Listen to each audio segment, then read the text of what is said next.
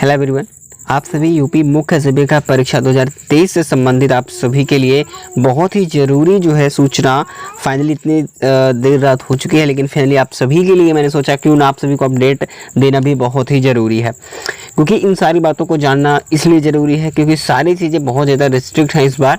तो आप लोगों को क्या गलतियाँ नहीं करनी हैं, और गलती करने वाले काफ़ी ज़्यादा बाहर पहले भी हो चुके हैं और आने वाले परीक्षा में भी बाहर हो सकते हैं। तो इन सारी बातों को मैं आज पॉलिसीज़ को बताने वाला हूं, जो कि आप लोगों को मैंने जिस दिन नोटिस आई थी सबसे पहले मैंने आप सभी को अपडेट दिया था। ठीक है, जितने भी स्टूडेंट्स थे सभी को मैंने बताया था पहले दिन, जिस समय ही आया उस टाइम पर ही मैंने सभी को अपडेट दे दिया था। तो फिर से थोड़ी सी चीज़ें मैं आपको बता देता हूं, जो कि काफ़ी लोगों को ये चीज़ें कंफ्यूज कर रही होंगी, तो मैं आपको क्लियर कर देता हूं। जैसा कि आपको पता है कि जो कल की डेट में नोटिफिकेशन आया था, तो मैंने आपको सारी चीज़ें क्लियर कर दी थी कि यहाँ 45,000 कैंडिडेट्स को जो है उन्होंने शॉर्टलिस्ट किया है। ठीक है, तो अब बात आती है कि अब इतने लोगों को जो है मुख्य परीक्षा के लिए शॉर्टलिस्ट किया है।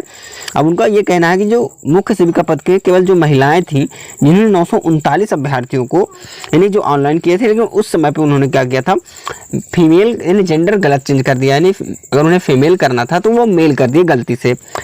अब इन लोगों को यानी जो 939 कैंडिडेट्स हैं, इनको मौका भी दिया है। आयोग ने कहा कि आप जो है सीधा क्या करना है, आपको इस तारीख को विजिट करना है, जैसे कि इन्होंने तारीख भी दे रखी है 28 और 29 को आप विजिट करिए, अपने डॉक्यूमेंट्स के साथ आएँ, अपना सत्यापन करिए शपथ पत्र लेकर के, और जो चिकित्सीय प्रमाण पत्र होते हैं, ठीक, जो भी आधार कार्ड वगैरह जो भी आईडी प्रूफ्स हैं, आप जाइए वहाँ पर अभिलेख जो साक्ष्य होता है उनको लेकर जाएँ। आप लोग प्रशिक्षण एक बार करवा सकते हैं, जी वेरीफाई करवा लीजिए, जिससे आपको मौका दे दिया जाएगा परीक्षा में बैठने का, आपका जेंडर सही हो जाएगा। लेकिन हुआ सबसे बड़ी बात यह है कि यहाँ पर सबसे सोचने वाली बात है कि आप बताओ कि 939 कैंडिडेट्स में अब यहाँ पर एक प्लस पॉइंट बन रहा है कि 939 कैंडिडेट्स में केवल 4 लोग ही यानी 4 अभ्यर्थी जो यहाँ पर उपलब्ध हुए हैं, यानी कि अवेलेबल रहे हैं, उनका ही केवल रिजल्ट आया है। तो आप समझ सकते हैं कि 939 में 4 लोग ही वहाँ पर अवेलेबल रहे हैं जिनको परीक्षा में शामिल किया गया है। बाकी जो कैंडिडेट जितने भी कैंडिडेट्स यानी कि 935 कैंडिडेट्स को उन्होंने आयोग के द्वारा बाहर कर दिया गया है, उनका फॉर्म निरस्त कर दिया गया है, क्योंकि उन्होंने जो है जेंडर तो गलत चेंज किया था, वो वहाँ पर विजिट भी नहीं किए हैं। अब यहाँ से आप लोग प्लस पॉइंट क्या है, यहाँ से भी ये समझ सकते हैं प्लस पॉइंट है क्या। उससे पहले मैं आपको पॉइंट्स कुछ और बताने वाला हूँ, जिसमें चीज़ें क्लियर कर दूंगा कि भाई अब यहाँ पर समझ सकते हैं कि जब इन्होंने से 4 लोग ही केवल 939 में केवल 4 लोग ही गए हैं। ठीक है, अब ये सोचो कि अगर 45,000 कैंडिडेट्स हैं तो ये परीक्षा देने क्या सभी जा सकते थे? मेरी बात नहीं, अभी तो कुछ परीक्षा में भी नहीं जाएंगे देने। ठीक है, अगर इनका ही कुछ प्रॉब्लम इनकी होती तो ये मान के चलिए थे कि इनमें से काफ़ी लोग ना जाते। अगर ऐसी कुछ प्रॉब्लम होती तो काफ़ी लोग ना जाते। इसमें सीरियस अगर बात करें, गया कौन है? जो इनकी तैयारी अच्छी थी, जिनको सीरियसली जो एकदम सीरियस थे परीक्षा को लेकर के, वही 4 लोग गए हैं। 939 में इतने ज़्यादा लोग जाना एक आश्चर्य की बात होती है।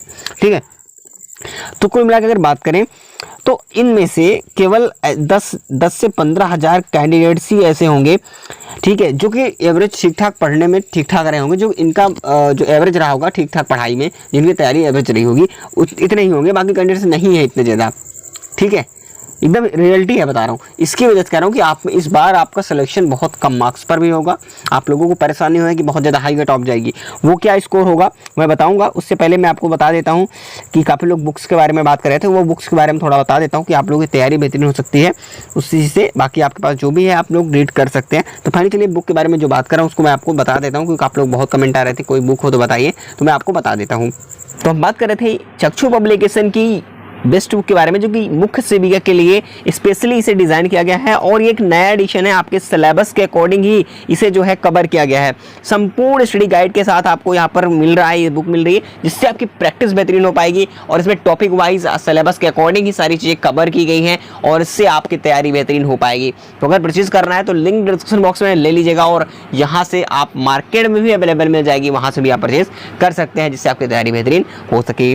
तो अब मैं आपको नेक्स्ट पॉइंट में आपको बता देता हूं कि आपका टारगेट क्या है, स्कोर क्या होना चाहिए। हाँ, टारगेट स्कोर क्या होना चाहिए, उससे पहले एक बात और बता दूं कि आपको एग्ज़ाम टाइम में क्या गलतियां नहीं करनी है उस टाइम पे कि आप लोग बाहर हो जाओ एग्ज़ाम हॉल से पहले। सबसे पहले आपको पता है कि आपका एडमिट कार्ड के लिए आपका तो आईडी प्रूफ ले जाना है, साथ ही साथ एडमिट कार्ड यानी कि जो एडमिट कार्ड आपका डाउनलोड होगा वो ले जाना है। ठीक है, और आईडी प्रूफ क्या कौन से ले जाने, जो आईडी प्रूफ आपने एप्लीकेशन फॉर्म में लगाया था वो, एडमिट कार्ड ले जाना साथ ही साथ, और कोई अगर डेट ऑफ बर्थ में मिस्टेक है या फिर आपके आईडी प्रूफ से कुछ भी मिसमैचिंग है तो आप साथ ही साथ क्या ले जाएंगे, 10th की मार्कशीट। अगर कुछ गड़बड़ी है तो फिर स्पेलिंग मिस्टेक है नेम में या फिर डीओबी मिस्टेक है तो आप 10th की मार्कशीट जरूर ले जाएंगे आईडी प्रूफ के साथ ही साथ, ठीक है। बस इतनी ही चीज़ें ले जाना है। बाकी आपको एक बार जब एडमिट कार्ड आएगा तो उसमें आप डिक्लेरेशन पढ़ लीजिएगा, ठीक है। बाकी जो फ़ी फॉर्म है, जो आपका आप लोग सोच रहे हो मेंस के लिए जो फॉर्म भरा जाएगा वो फॉर्म नहीं होगा, बल्कि वो फ़ी जमा करने के लिए केवल आपको ऑप्शन मिलेगा, आप फ़ी जमा करेंगे वही आपका फॉर्म होता है। केवल फ़ी जमा करेंगे उसके बाद जस्ट एडमिट कार्ड डाउनलोड कर पाएंगे, क्यों ना बिना फ़ी जमा किए हुए, पेड किए हुए आप जो है एडमिट कार्ड को डाउनलोड नहीं कर सकते हैं। तो ये सारी चीज़ें थी, आपको बिल्कुल अपने गलतियाँ नहीं करनी है, सीरियसली आप परीक्षा दो, इस बार बिल्कुल गलतियाँ मत करना। जो भी समय बचा हुआ है तैयारी में लगा दीजिए, क्योंकि अब जो है इस बार जैसा मौका नहीं मिलने वाला है, क्योंकि एलिजिबिलिटी क्राइटेरिया में जो बदलाव होना था मैंने आप सभी से पहले भी बताया था कि कोई चेंज इस बार देखने को नहीं मिलेगा। जो मिलेगा वो नेक्स्ट वैकेंसी में ऐसा हो सकता है एलिजिबिलिटी क्राइटेरिया को लेकर के, लेकिन इसमें कुछ नहीं होगा। तो इसीलिए कह रहा हूँ मौका है, क्योंकि उस बार कंपटीशन ज़्यादा हो जाएगा, बच्चे भी ज़्यादा हो जाएंगे, इस बार बहुत ही कम है। बाकी आज के वीडियो में इतना ही, जैसे कोई आगे अपडेट मिलेगी तो आपको जरूर बताएंगे।